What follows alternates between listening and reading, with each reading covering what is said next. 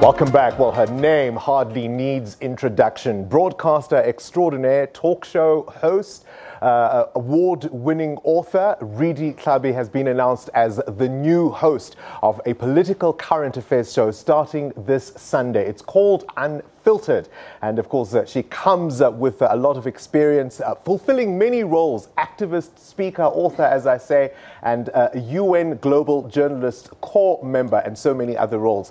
Redi Thlabi, welcome back to the SABC, You had to emphasize the back. Thank you very much, Bongani, and the rest of the team. Why the SABC and why now? I think this is a pivotal moment for our country. It is a moment where we have to reflect on what democracy means. We have to reflect on what democracy has not delivered.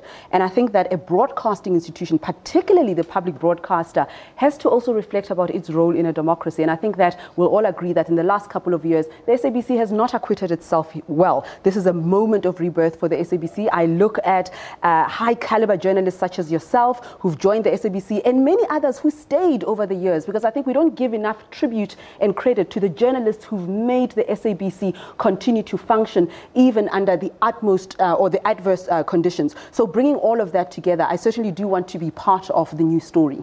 You and I, outside of the SABC, have always made the consistent point that a strong SABC is crucial for the vitality of our democracy. In fact, I've repeated this phrase, and I'm beginning to sound like a broken record, but I stand by it, that the SABC belongs to all of us and we dare not give up on it. And I emphasize, again, I've worked here before. I mean, 2002 to 2005, formidable executives, formidable decision makers, formidable journalists and researchers who carry on with their work, and they've continued to just put out this very high quality output. And I think that from a public point of view, look at how fake news is changing electoral outcomes all over the world. Look at how prejudice spreads when people are given fake news. So what could be more crucial in the fight against fake news than a public broadcaster where everybody and anybody can access information as and when they need it? Of course, to the casual observer, it would seem wherever you go, controversy is never far behind. A lot of people would claim without fear or favor, but it's easier said than done, isn't it? It is easier said than done, because I think that there are people who do want to ingratiate themselves to power. They want to be liked and adored by politicians, but not just politicians, but even those with money, because there's power in a political sense, but also in the economic sense. I always say to young journalists, you're not friends with politicians. A healthy distance between the two of you is very, very healthy. A healthy sense of tension between you is very, very good, because you are able to see. Look at the Sunday Times. If somebody had paused with the SARS rogue unit and said, hold on, why is this person bringing this information to me? What's in it for them? It's not the first time that it has happened. In the build-up to Polokwane, to Mangaung, journalists were being used. I think we need to extricate journalism from the clutches of those who want to control the public space and say, we are here to speak for those who cannot speak for themselves. And that's what I say to journalists, that it doesn't matter that this politician or this CEO doesn't like you. Are you presenting the voice of the public? And the SABC has been out there 24/7 in Westbury. What are the people saying? Those are the people that I think matter far more in this equation. Because, of course, the stories happen in the streets, not necessarily in air-conditioned studios. All right, what can we look forward to on your show? Unfiltered, tell me about the choice of the name. Okay, so I would not be presenting any show that is not unfiltered. I would not present any show where social justice is not a fundamental theme. We want to hear the stories of the people, but having heard the stories of the people, to put the decision makers, the news makers in the spotlight and say, what are you doing about it?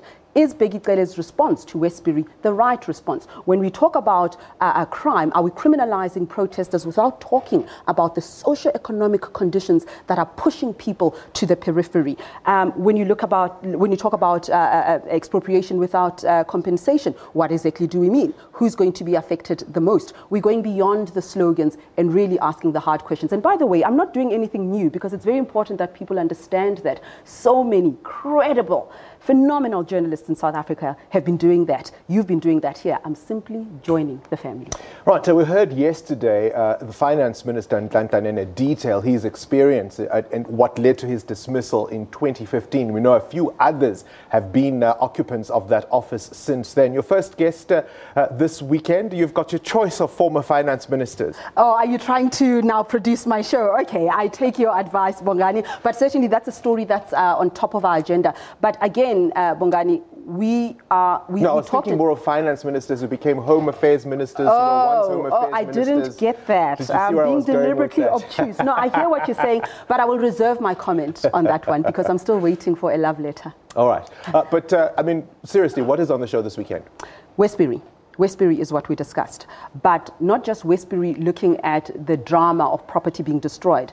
I don't think that that's a complete South African story. I think we need to revisit communities, look at their despair, look at their aspirations. What do people want for themselves? As we zoom in, we bring the camera to them and we talk about the destruction and the protest. What were their aspirations and what is the distance between them and their local leadership? Independent, impartial, that's our tagline. How important is it that we build an SABC that is defined by that in a real sense? You know, Bongani, I am a fanatic when it comes to that, particularly as it relates to the SABC. I would like people to reflect on how South Africa was not a country in the apartheid years and how the SABC was a weapon, a tool, how it was a participant, not even complicit, it was a participant in furthering a dogma that was racist, that was unethical, that has been found to be a crime against humanity. I need to say that because in saying that, I am reminding South Africans how important broadcasting platforms are, particularly public broadcasters. So we can say that the SABC was a state broadcaster. Fast forward to 2018. And even the years before that, there has been interference. A minister phoning in wanting to know what is your editorial angle. It's none of your business. You have no business knowing that. A minister phoning in doesn't like the way he or she's been depicted. Back off.